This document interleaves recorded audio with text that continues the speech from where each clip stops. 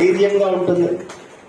కాబట్టి ఎప్పుడు ఇక్కడే కాదు, మొత్తము విశ్వములో ఎంతమంది సనాతనమైన ధర్మాన్ని ఆచరిస్తున్నారో కులాలకు అతీతంగా అందరూ ఒకటయ్యి ఉండాలి. అయ్యి మన లక్ష్యం ఏమవ్వాలి? ఈ ధర్మంలో లేని వాడిని ఈ ధర్మంలోకి తెచ్చిందాకా నిద్రపోకూడదు. కొత్తగా కాటేసినటువంటి క్రైస్తవులు కొంతమంది ఉంటారు.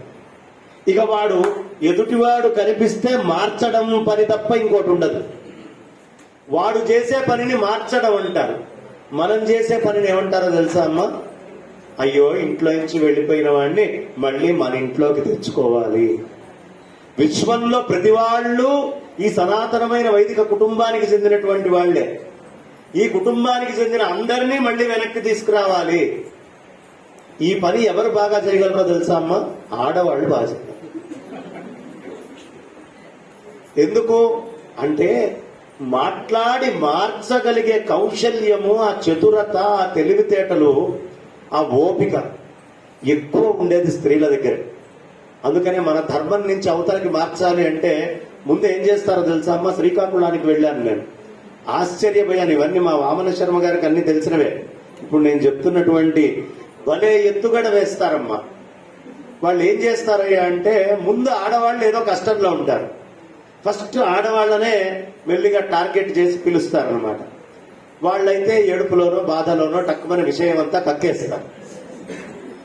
ఈ విషయం అంతా కక్కింది మొత్తం తీసుకుంటాడు ఈ పాస్టర్ గారు. తీసుకున్న తర్వాత 3 రోజులు 4 రోజులు రమ్మంటాడు. 4 రోజులు వచ్చిన తర్వాత 5వ రోజు ప్రభువుకి నీ ఒంటి ముందు ఉన్నది ఏదైనా సమర్పించాలి అంటాడు.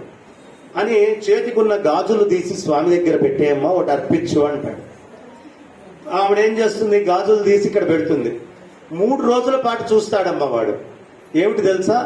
ఆ ఇంట్లో నిజంగా మగోడు గనక ఉంటే ఏమేం రోగమా, చేతికి గాజులేవి అని అడుగుతాడు కదా. అది అడగలేదు. 3 రోజుల పాటు ఇక్కడే గాజులున్నాయి అంటే ఆ ఇంట్లో మగవాడు లేడు, అడగగలిగే దమ్ము ధైర్యం ఉన్నవాడు లేడు. అప్పటి నుంచి మొదలు పెడతాడు కన్వర్షన్. అర్థమైందమ్మా? తర్వాత మెల్లిగా బొట్టు తీయించడం, ఇవన్నీ.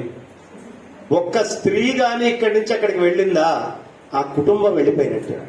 ఆ కుటుంబం నుంచి మెల్లిగా బంధువర్గాలు, మిగతా ఆడవాళ్ళందరూ కూడా వెళ్ళిపోయినట్టే. క్రైస్తవం పెరిగిన ఆడవాళ్లే కారణం. క్రైస్తవం తగ్గించగలిగిన, మొత్తం క్రైస్తవం లేదు ఇతర ధర్మం లేకుండా చేయగలిగిన మన ఆడవాళ్లే.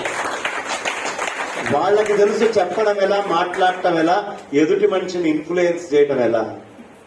అవునా కదా? కాబట్టి నేను కోరుకుంటేది ఎక్కడో బయట మార్పు ఏదో చేయటం కాదు. మన ఇంట్లో పిల్లవాడిని తీసుకొచ్చినప్పుడు ఆడవాళ్ళంటే శక్తి స్వరూపం ఉన్నారు. వాళ్ళు ఎలా వండి పెడతారో మొగుడి మనస్సు అలాగే ఉంటుంది. వాళ్ళు ఎలా వంచి పెడతారో ఇంట్లో మగవాళ్ళు అలాగే ఉంటారు. కాకపోతే బయటికి ప్రపంచం వేరేలాగా కనిపించినా ఎందుకు? ఆ ప్రెషర్ని తట్టుకోలేరు. ఎవరు తట్టుకోలేరు. ప్రకృతి ఫోర్స్ అది, అదే శక్తి. అంత పరమాత్మే ప్రకృతికి బద్ధుడై ఉంటాడు. గంగా నాకు కావాలి అని బ్రహ్మదేవుడి కోసం భగీరథుడు తపస్సు చేశాడు.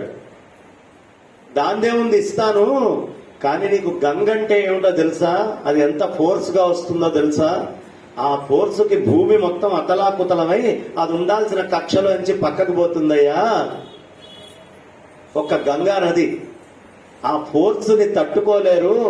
మీరు ఏదో అనుకుంటున్నారు, నువ్వేదో తపస్సు చేసి నన్ను ఘోరంగానే సరిపోలేదు అని. ఈ గంగని ఆపాలి అంటే మళ్ళీ ఎవరు కావాలి? అగ్నిస్వరూపంగా అయితే కన్యకా పరమేశ్వరిని తీసుకోవడానికి పరమేశ్వరుడు కావాలి. జలస్వరూపంగా అయితే గంగమ్మని ఆపడానికైనా పరమేశ్వరుడే కావాలి. కాబట్టి ఆ గంగమ్మ అంత వేగంగా వస్తుంటే ఆపగలిగినటువంటి శక్తి ఎవరికి ఉంది? కేవలం పరమేశ్వరుడికి ఉందయ్యా. ఆయన్ని తపస్సు చేయి. ఎందుకు పరమేశ్వరుడికి ఉంది అంటే పరమేశ్వరుణ్ణే శక్తి మొత్తము ఆశ్రయించి ఉంది. ఆ శక్తి తప్ప గంగని ఆపగలిగే శక్తి దేనికి లేదంటే ఒక స్త్రీని ఆపాలన్నా ఇంకో స్త్రీయే కావాలి. అర్థమైందమ్మా? చాలా వేగంగా స్త్రీ వచ్చే వేగాన్ని ఆపాలన్నా ఇంకో స్త్రీయే కావాలి. రామాయణంలో భలే ఉదాహరణమ్మ. మొట్టమొదట ఉదాహరణలతోటి మనకి చెప్పడం అనేది రామాయణంతో మొదలు. ఆది కావ్యం అదే కదా. అందులో పాపం పైనుంచి జలపాతం ఇట్లా పడుతోంది కొండ మీద నుంచి. అది కొండ చుట్టూ ఇట్లా తిరుగుతోంది. ఇప్పుడు దీన్ని వర్ణించాలి వాల్మీకి మహర్షి. ఏమంటే కొండ చుట్టూ నీళ్లు తిరుగుతున్నాయి అంటే అందం ఏముంది? కవి ఎప్పుడు అందగాడవుతాడు? దాన్ని చాలా అందంగా చెప్పగలిగినప్పుడు కవి అవుతాడు. ఆయన ఏమని చెప్పాడంటే, భార్య భర్తలు ఇద్దరు ఉన్నారయ్యా. ఆ భర్త కొండ అయితే భర్త తొడ మీద భార్య కూర్చొని ఉంది జలపాతంగా. ఇద్దరు సరసంగా ఏదో మాట్లాడుకుంటున్నారు. ఈ మాట్లాడుకునేటప్పుడు కొంటెగా భర్త ఓ వంక పెట్టాడట. ఆమె కోపం వచ్చి ఛీ నేను ఇక్కడ ఉండను అని దిగి కిందకి వెళ్ళిందట. కిందకైతే దిగింది కానీ అనుమానం, అమ్మో భర్తను వదిలిపెట్టి వచ్చానే ఏమవుతుందో పరిస్థితి అని మెల్లిగా అక్కడే ఏమీ తెలియనట్టుగా ఆ కొండ చుట్టూ మళ్ళీ తచ్చర్లాడటం మొదలుపెట్టిందట. అక్కడ ఉండేటటువంటి చెట్లు మిత్రులు బంధువులట, ఆ చుట్టుపక్కల రాళ్లు అవన్నీ చెప్పినాయి, భర్తను వదిలిపెట్టి పోకూడదే, ఇక్కడే ఉండాలి, మనం దగ్గర ఉండి మన కంట్రోల్లో ఉంచుకోవాలి తప్ప దూరం ఎక్కడికో వెళ్ళి ఏది సాధించకూడదు, ఆ చుట్టూ తిరుగుతూనే లైన్లో పెట్టాలి అని చెబితే ఆ కింద పడ్డటువంటి ప్రవాహం తెలివిగా మళ్ళీ భర్తని మొత్తం చుట్టేసిందట.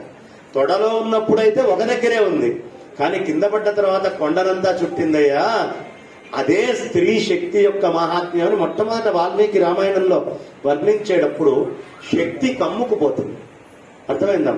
ఓ చెట్టు ఉంది, ఆ చెట్టుకు ఒక చిన్న తీగ వచ్చిందనుకోమ్మా, కొంతకాలానికి చెట్టు కనిపించదు. అది ఎంత పెద్ద మొద్దుదైనా